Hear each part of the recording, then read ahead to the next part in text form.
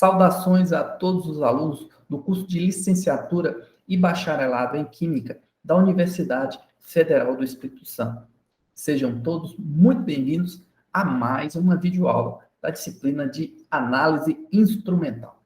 Na videoaula de hoje, nós falaremos um pouquinho mais sobre eletrólise completa, destacando aqui a eletrogravimetria e a coulometria. Começaremos falando sobre os métodos eletrogravimétricos. Isso porque a deposição eletrolítica ela tem sido empregada por mais de um século na determinação gravimétrica de metais. A figura 22.6, apresenta um equipamento para a eletrodeposição de metais sem controle do potencial do meu cátodo. Note que esta é uma célula com apenas 2 eletrodos. A gente tem um cátodo e um ânodo. Na maioria das aplicações, o metal é depositado em um cátodo de platina previamente pesado. O aumento de massa é determinado, ou seja, pela diferença de peso antes e depois da eletrodeposição, eu consigo determinar o aumento de massa do meu metal eletrodepositado. Contudo, alguns métodos também podem empregar a deposição anódica, como, por exemplo, a determinação de chumbo como óxido de chumbo em um cátodo, em um eletrodo de platina, no caso aqui um ânodo de platina. Existem basicamente 2 tipos gerais de métodos eletrogravimétricos. O primeiro é o sem controle de potencial do eletrodo de trabalho. Ou seja, o potencial da célula aplicado é mantido em um nível mais ou menos constante, o que fornece uma corrente suficientemente alta para completar a eletrólise em um intervalo de tempo razoável.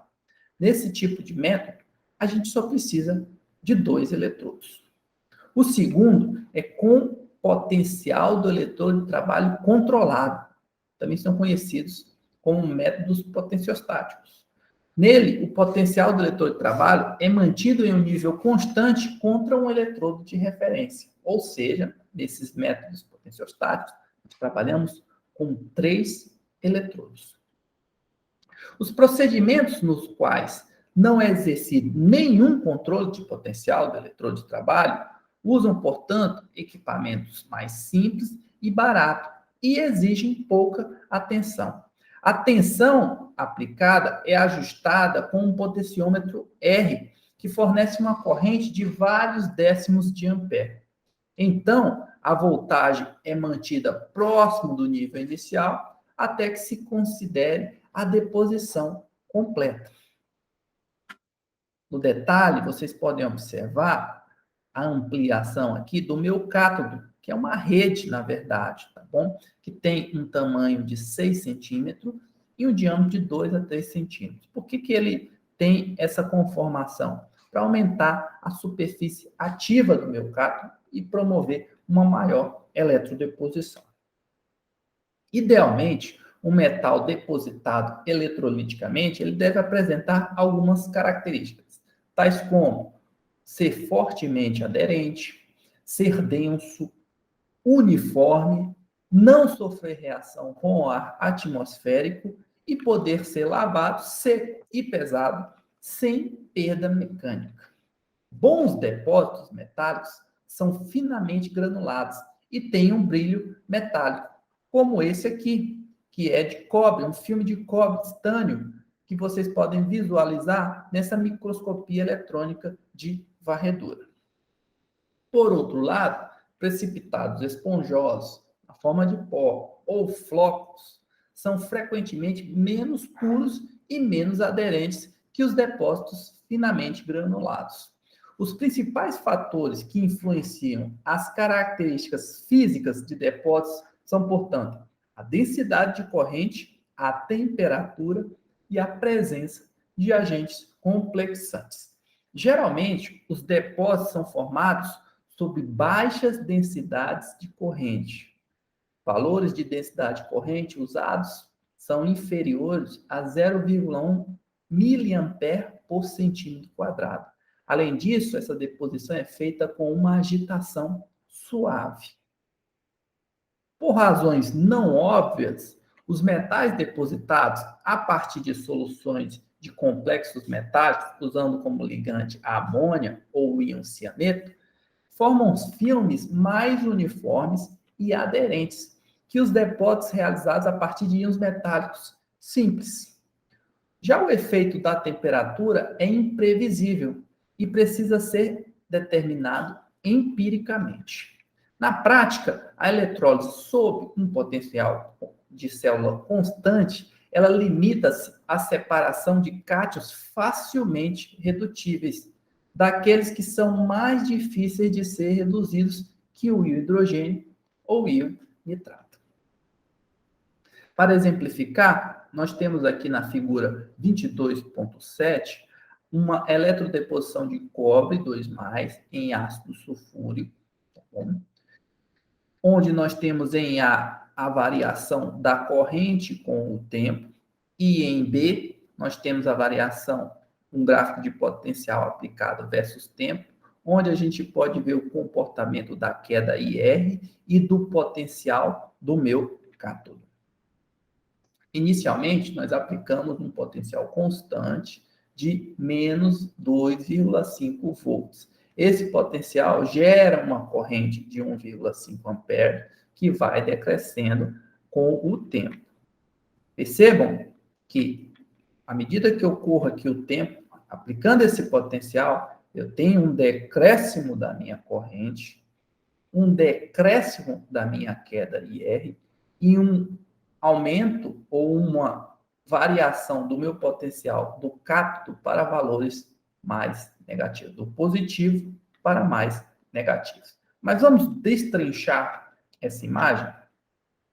Essa curva aqui da minha queda IR, a gente percebe um decaimento da queda IR, que é o meu produto corrente vezes resistência, devido à polarização de concentração do cátodo, que justamente diminui a queda IR. Isso ocorre porque ela limita a velocidade na qual os íons cobre são levados para a superfície do eletrodo e, portanto, vai limitar a minha corrente. Lembre-se que a gente falou sobre a polarização de concentração na videoaula passada, tá bom? Então, se vocês não tiverem lembrados como esse processo ocorre, deem um pulinho na videoaula passada. Já o potencial do cátodo, ele se desloca negativamente para compensar essa queda IR, tá bom? Como a gente visualizou na videoaula passada, na equação 4, que diz que o potencial aplicado é igual ao potencial da célula menos a queda IR, menos o meu sobrepotencial, tá bom? Então, esse potencial, ele vai se deslocar para valores mais negativos para compensar esse valor da queda IR. Observando agora esses pontos específicos A e D, percebam que metais que se depositam nessa região, com esses potenciais do cátodo, como por exemplo o chumbo 2+, eles interferem na eletrodeposição do cobre, tá bom? Lembre-se que esse é o comportamento do potencial do cátodo quando eu eletrodeposito o cobre 2+, ao aplicar um potencial de menos 2,5 volts. Se eu tenho outros metais depositando em potenciais inferiores, eu tenho uma codeposição desses potenciais conjuntamente com o cobre. Aqui em D, percebam que o cátodo ele se despolariza, tá bom? Por quê? Porque aqui em B começa a ter a redução de íons hidrogênio. Nesse potencial negativo aqui, eu começo a ter a redução dos íons hidrogênio. Por outro lado, em C, se eu tiver um metal que se deposita nessa região aqui em C, ele não vai interferir na deposição do meu cobre, porque o cobre vai depositar em potenciais menos negativos. Como exemplo, a gente tem o cobre 2+, ele não vai codepositar com o cobre. Perdão, o cobalto 2+, não vai depositar conjuntamente com o cobre, porque ele sofre essa eletrodeposição numa região aqui de potencial mais negativo. A codeposição do hidrogênio, que a gente apresentou aqui em B, durante a eletrose, frequentemente leva à formação de depósito de fraca adesão, porque o hidrogênio é um gás e ele dificulta a adesão do meu depósito na superfície do meu cátodo. Isso não é satisfatório do ponto de vista analítico. Esse problema ele pode ser resolvido pela introdução de uma outra espécie que seja reduzida em um potencial mais negativo que os íons de hidrogênio e que não afete de maneira adversa as propriedades físicas do meu depósito. Tais espécies, elas são conhecidas como despolarizadores, com destaque para o íon nitrato, a hidrazina e a hidroxilamina. Esses despolarizadores, eles ajudam a manter o potencial do eletrodo de trabalho em um valor relativamente baixo e constante, prevenindo, portanto, a ocorrência de reações interferentes sob condições mais redutoras ou oxidantes. A tabela 22.1 apresenta algumas aplicações da eletrogravimetria sem potencial controlado. Vocês percebam que ela pode ser empregada para determinar diferentes cátions e até ânions, tá bom? Que podem ser pesados de diferentes formas. Percebam, tanto no cátodo como no ânodo, tá bom, gente? E aqui o tipo de cátodo empregado ou ânodo empregado e as condições que são geralmente utilizadas. Para separar espécies com potenciais de eletrodos que difiram apenas por pouco décimo de volt, aí nós precisamos empregar uma abordagem mais sofisticada que aquela que acabamos de descrever. Nesse caso, nós trabalharemos com a eletrogravimetria de potencial controlado, tá bom, gente? Além disso, a polarização de concentração que ocorre no cátodo faz com que o potencial do eletrodo torne-se tão negativo que a deposição de outras espécies presentes se inicie antes do próprio analito ser completamente depositado. A figura 22.8 traz o aparato, né, utilizado na eletrólise com potencial controlado. Percebam que agora eu tenho 3 eletrodos, um contra-eletrodo, um eletrodo de referência e um eletrodo de trabalho. Esse conjunto aqui, formado pelo eletrodo de trabalho e o eletrodo de referência, é chamado de circuito de referência. Ligado em série ao meu eletrodo de referência, eu tenho um voltímetro digital, tá bom? Geralmente esse eletrodo de referência é o eletrodo de calor melano saturado. E esse voltímetro digital, ele tem uma alta resistência, para evitar que passe corrente significativa para o meu sistema de referência, o meu eletrodo de referência, tá bom? A função desse voltímetro digital é, portanto, monitorar o potencial entre o meu eletrodo de trabalho e o meu eletrodo de referência. Aqui em cima, nós temos o chamado circuito de eletrólise, que é composto por um medidor de corrente, tá bom? Uma fonte de corrente contínua, que aplica uma tensão entre o eletrodo de trabalho e o contra-eletrodo, que estão ligados em paralelo, e um potenciômetro ABC, que permite que a tensão aplicada varie continuamente, tá bom? Na figura 22.9, vocês podem verificar como é o comportamento, a variação no potencial da célula e na corrente, em A no potencial e em B na corrente, durante a deposição controlada do cobre. Percebam que eu tenho, então, o registro do potencial entre o eletrodo de referência e o eletrodo de trabalho. Esse registro é controlado, então, pelo meu potenciômetro, para que eu tenha a minha corrente aqui também controlada. Esse potenciômetro, então, vai variando a sua posição e mantendo o meu potencial e a minha corrente controlada nesse sistema. Para realizar esse controle de potencial, geralmente nós utilizamos um aparelho como esse, que é um potenciostato galvanostático. No caso aqui, eu estou apresentando um aparelho da marca Autolab, produzido pela empresa Metron. As células de eletrólise, elas são similares àquelas para sistemas sem controle de potencial, que nós vimos lá na figura 22.6. Ou seja, as soluções, elas são agitadas mecanicamente para minimizar a polarização de concentração, tá bom?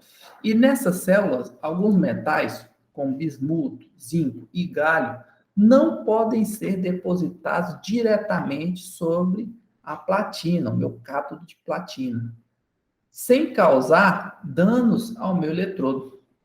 Por isso, usa-se uma camada protetora de cobre sobre a minha platina. O cátodo de mercúrio, ele pode então ser empregado para remover elementos facilmente redutíveis em uma etapa preliminar de análise. Figura 22.10 apresenta um cátodo de mercúrio, tá bom? Para a remoção eletrolítica de íons metálicos em solução. Perceba que eu tenho aqui uma hélice para agitar a minha solução. Eu tenho um fio do meu ânodo e um fio do meu cátodo. Ele está presente tanto nesse compartimento como nesse. Esse cátodo é de mercúrio líquido, tá? Um metal líquido que vai absorver, vai reduzir as outras espécies que podem, então, ser eliminadas. Por exemplo, cobre, níquel, cobalto, prata e cádmio são prontamente separados nesses eletrodos dos íons alumínio, titânio, de metais alcalinos, sulfatos e fosfatos.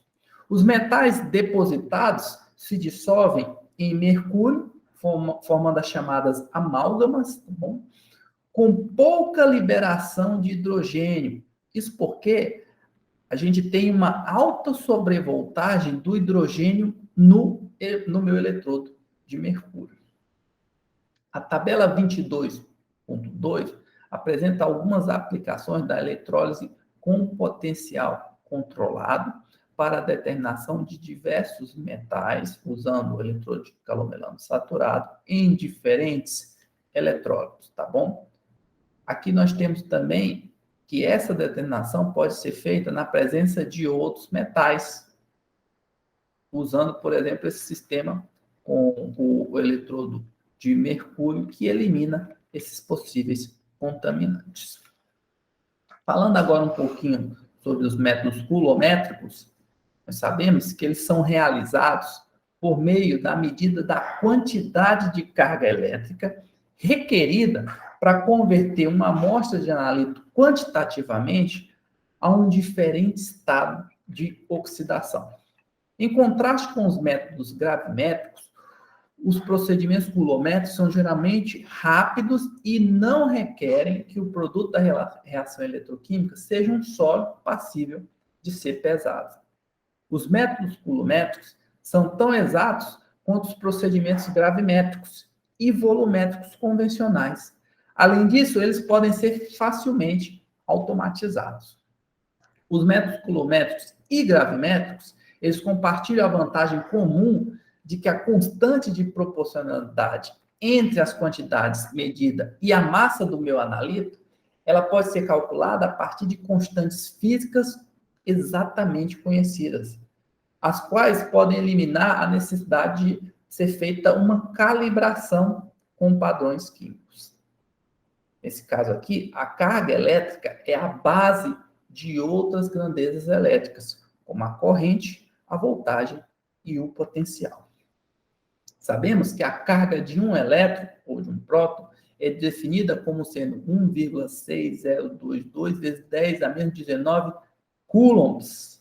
E a intensidade do fluxo de carga, igual a 1 coulomb por segundo, é definida como ampere. O fluxo de carga, né, por segundo é definida como ampere de corrente. Portanto, 1 coulomb ele pode ser considerado como a carga transportada por uma corrente constante de 1 ampere por segundo.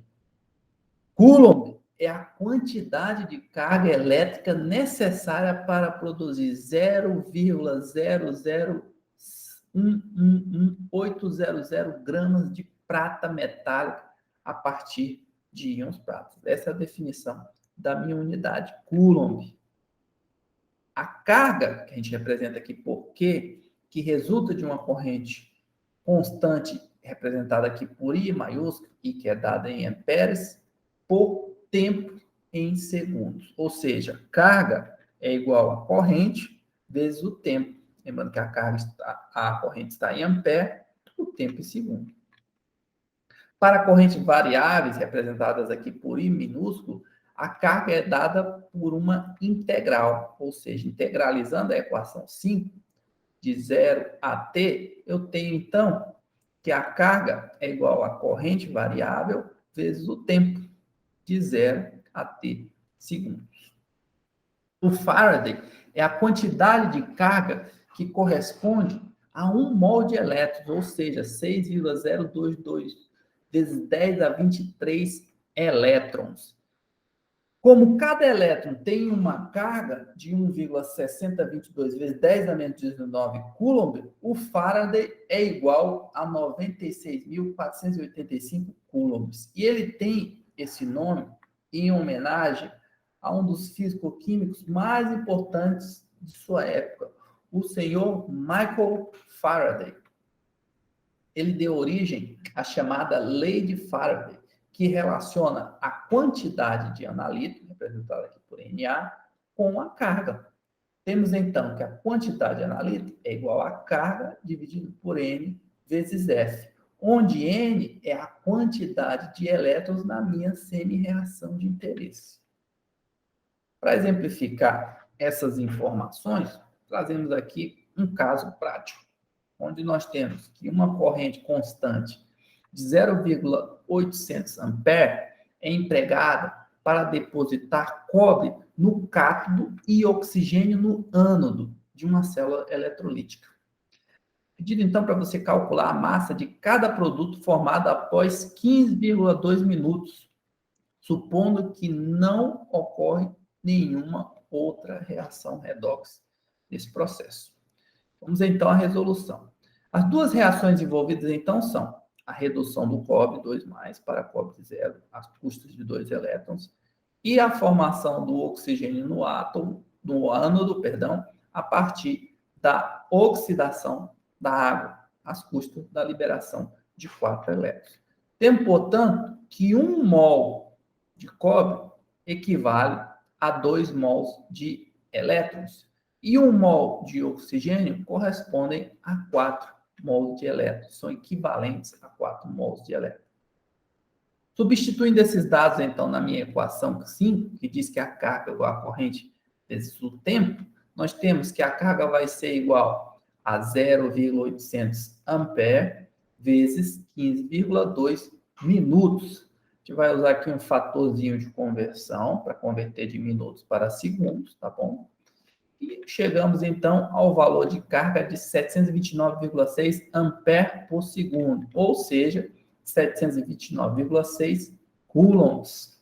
No posto da carga, nós podemos, então, obter as quantidades de cobre e O2 a partir, então, da minha equação 7, que diz que a quantidade da minha espécie de interesse vai ser igual a carga dividida pelo número de elétrons, número de mol de elétrons, vezes a constante de Faraday. A quantidade de cobre, então, vai ser igual à carga total, 629,6 coulomb, dividido por 2 mols de elétrons que estão presentes, são necessários para formar 1 mol de cobre, vezes a minha constante de Faraday, 96.485 coulombs, que estão presentes em 1 mol de elétrons.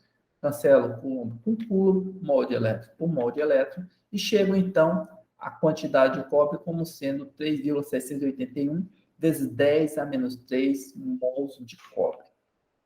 Mesmo efeito para a quantidade de O2.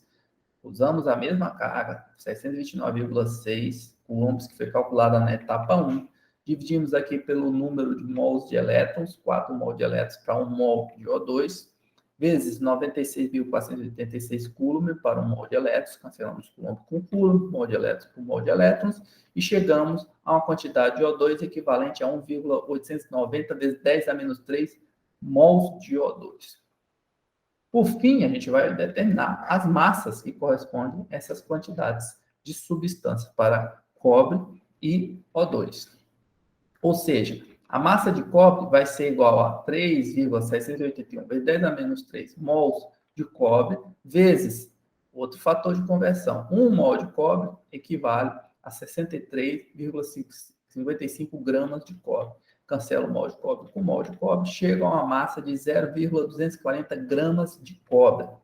Já para o O2, eu tenho que número de mols, ou quantidade de substância, é igual a 1,890 vezes 10 a menos 3 mol de O2, vezes 1 mol de O2 equivale a 32,00 gramas de O2, cancelando o mol de O2 com mol de O2, eu chego a uma massa de O2 de 0,0605 gramas de O2.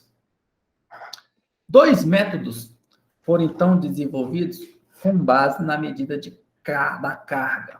O primeiro deles é a coulometria de potencial controlado, que é um método potenciostático. E o segundo é a coulometria à corrente controlada, ou seja, uma titulação coulométrica. Começando aqui com a coulometria de potencial controlado, sabemos que os métodos potenciostáticos são realizados de maneira muito semelhante aos métodos eletrogravimétricos de potencial controlado. Bom, com o potencial do eletrodo de trabalho sendo mantido constante em relação a um eletrodo de referência. Ou seja, nós trabalhamos aqui também com 3 eletrodos. Desta forma, apenas o meu analito é responsável pela condução de carga na interface eletrodo-solução. A corrente de eletrólise é registrada como uma função do tempo para fornecer uma curva na forma de um decaimento exponencial. Ou seja, traçarmos uma curva corrente versus tempo, nós temos um decaimento de exponencial correspondente à minha corrente de eletrólise. Então, a análise se completa pela integração da curva corrente potencial, bom, vide equação 6, que diz que a carga é igual à minha corrente variável de 0 a t vezes o meu tempo, para se obter a carga, e a partir da lei de Faraday, dada pela equação 7, eu posso, então, determinar a minha quantidade de analito. Então, eu tenho um decaimento exponencial da corrente, que vai me dar a carga a partir da integralização da área sobre a curva, e de posse da carga, e partindo da lei de Faraday, eu consigo, então, determinar a quantidade do meu analito e, posteriormente, a massa do meu analito.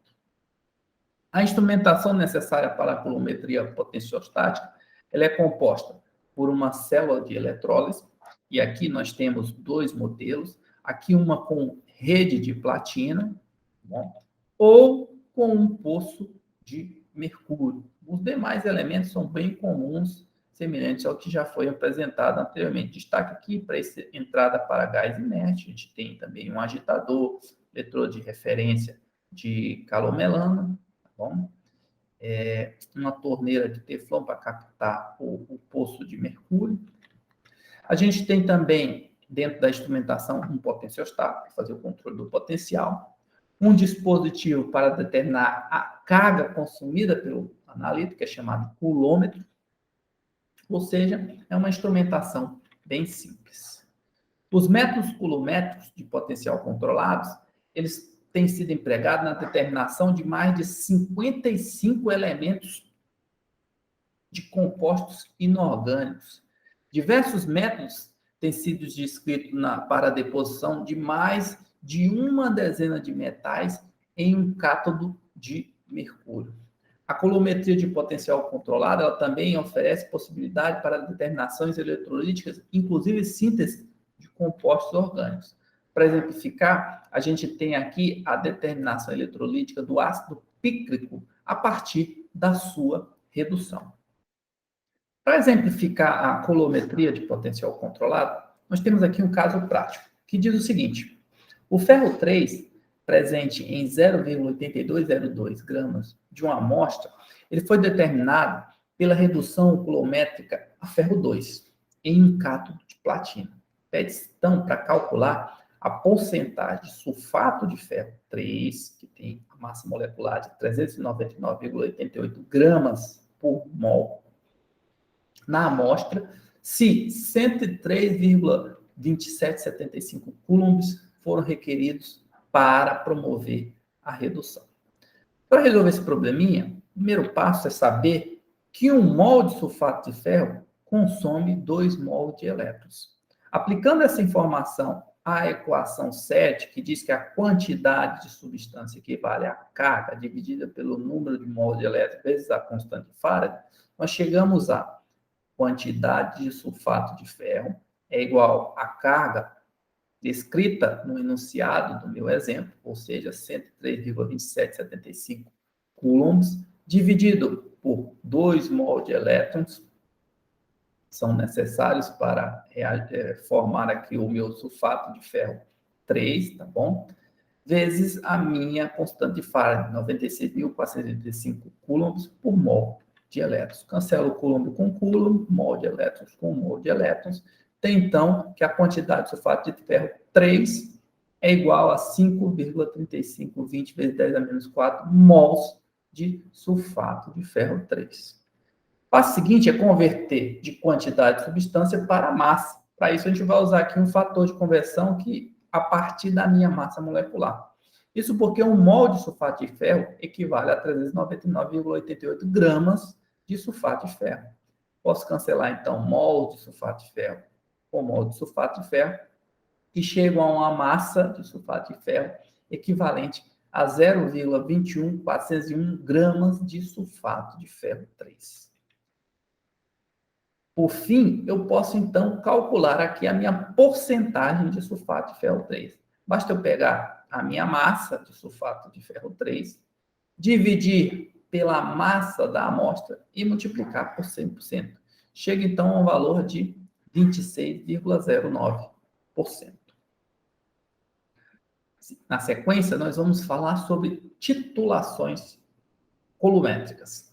As titulações coulométricas são similares a outros métodos titulométricos que nós já vimos lá na volumetria ácido base, por exemplo, volumetria de oxirredução. Ou seja, as análises se baseiam na medida da reação do analito com um reagente padrão. Porém, nas titulações coulométricas, o reagente consiste em elétrons e a solução é a corrente de grandeza conhecida. Portanto, a grandeza da corrente em ampere é análogo ao volume medido na minha titulometria convencional. Os elétrons, eles são adicionados ao analito via corrente direta ou alguma outra espécie que reage imediatamente com o meu analito de interesse, até que o meu ponto final seja atingido. Nesse ponto, a eletrólise ela é interrompida e a quantidade de analito é determinada a partir da grandeza de corrente e do tempo requerido para completar a minha titulação. Um requisito fundamental para que os métodos coulométricos, as titulações coulométricas funcionem, é que a eficiência da corrente seja igual a 100%. Ou seja, cada farad de eletricidade precisa promover a transformação química no analito equivalente a 1 mol de elétrons. No entanto, por causa dos efeitos de polarização, da polarização de concentração, a eficiência de 100% da corrente nem sempre é alcançada em relação ao analito, tá bom? E a gente não pode manter essa eficiência nesse nível. Para isso, para que a eficiência da corrente seja mantida em 100%, é comum a gente usar reagentes auxiliares. Esse reagente é oxidado ou reduzido no meu eletrodo de trabalho para formar um produto que vai reagir com o meu analito. Para exemplificar, nós temos aqui uma titulação coulométrica, cujo analito é o ferro 2, tá bom? Esse ferro 2 vai ser oxidado por ferro 3 a partir da liberação de um elétron. Só que essa reação compete com essa reação de oxidação que forma O2. São processos competitivos, tá bom? Que diminui a eficiência da minha corrente.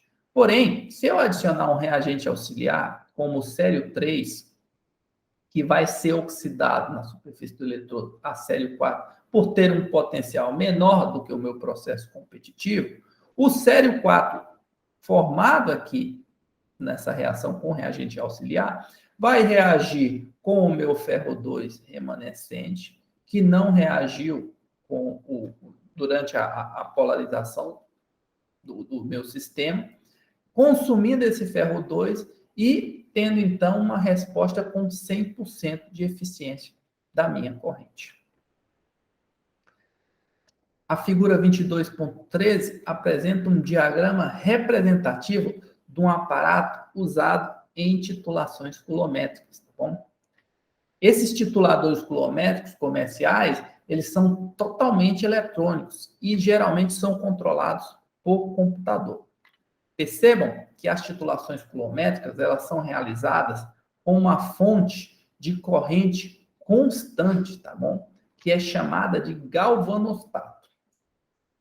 Ela percebe diminuições na corrente de uma célula e responde por meio do aumento do potencial aplicado à célula até que a corrente seja restabelecida ao seu valor inicial.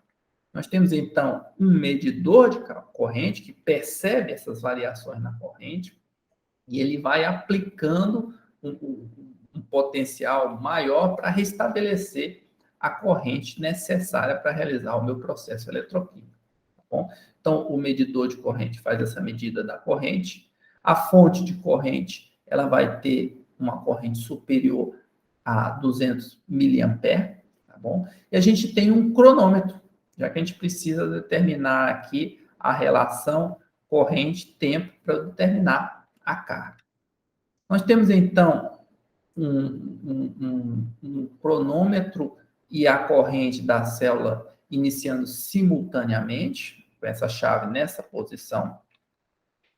E a partir do momento que a eletrólise é completa, o cronômetro e a eletrólise são interrompidas com a chave mudando para a posição 2. Perceba que quando ela muda para a posição 2, a fonte de corrente não passa mais pela minha célula de titulação. Ela passa aqui por essa resistência RD. E como eu mudo a chave da posição 1 e 2? Quando a reação chegou ao meu ponto de equivalência, que pode ser observado como nas titulações convencionais, usando um indicador de oxirredução, ou por medidas potenciométricas, observando o ponto de inflexão da minha curva. Destaque especial é dado aqui à minha célula de titulação, tá bom? Que vai ter uma barra agitadora, para promover a maior homogeneidade do meu sistema. Um eletrodo gerador, aqui o eletrodo indicador é chamado de eletrodo gerador, para gerar a espécie que vai reagir com o meu analito de interesse. O meu contra-eletrodo, tá bom? Que fecha o meu circuito. Uma titulação coulométrica, ela oferece várias vantagens sobre um procedimento volumétrico convencional. Elas, por exemplo, promovem a eliminação de problemas associados com a preparação, padronização e armazenamento das soluções padrões. Por quê? Porque é gerada a espécie in situ. É essencial quando pequenas quantidades de amostra precisam ser tituladas, pois gera de maneira fácil e exatamente diminutas quantidade de reagentes apenas pela escolha da minha corrente apropriada. Uma única fonte de corrente fornece reagentes para as titulações de precipitação, formação de complexo, neutralização e oxirredução. E essas técnicas são a titulação coulométrica, ela é facilmente automatizada, visto que é mais fácil controlar a corrente elétrica que a vazão de um fluido, tá bom? Como exemplo, tituladores de água, no quais o reagente de Carl Fischer é gerado quimicamente são comumente utilizados no equipamento que leva o seu nome, né? Carl Fischer. Além disso, as titulações columétricas apresentam exatidão comparável aos métodos volumétricos convencionais. A tabela 22.3 traz aqui um resumo das titulações columétricas envolvendo reações de neutralização, precipitação e formação de complexo, tá bom? Perceba que aqui temos as espécies que serão determinadas na primeira coluna, a reação que ocorre no eletrodo gerador na segunda coluna e possíveis reações analíticas secundárias na minha terceira coluna. Na tabela 22.4, nós temos um resumo das titulações columétricas envolvendo reações de oxirredução, tá bom? Novamente, reagentes na primeira coluna que podem ser determinados, que são gerados, tá bom? A reação do eletrodo gerador que gera esses reagentes e as substâncias que são determinadas nesses métodos. Na próxima aula, então, nós vamos apresentar para vocês o projeto de ensino, apresentação dos resultados experimentais obtidos com o extrato da casca da Rhizophaera mangli, vai ser apresentado pela pesquisadora Bruna, para exemplificar aqui um pouco da cronoperometria, que é uma outra técnica que nós vamos destacar nesse módulo. Também vamos ter orientações e encaminhamentos para a solução do problema. Como de praxe, nós temos aqui uma atividade assíncrona número 6, tá bom? Na verdade, essa atividade são duas questões, a primeira questão e a segunda, que devem ser entregues impreterivelmente até as 23 horas e 55 minutos do dia 4 de março. Eu desejo, então, a todos uma ótima semana e nos vemos na próxima videoaula. Até lá!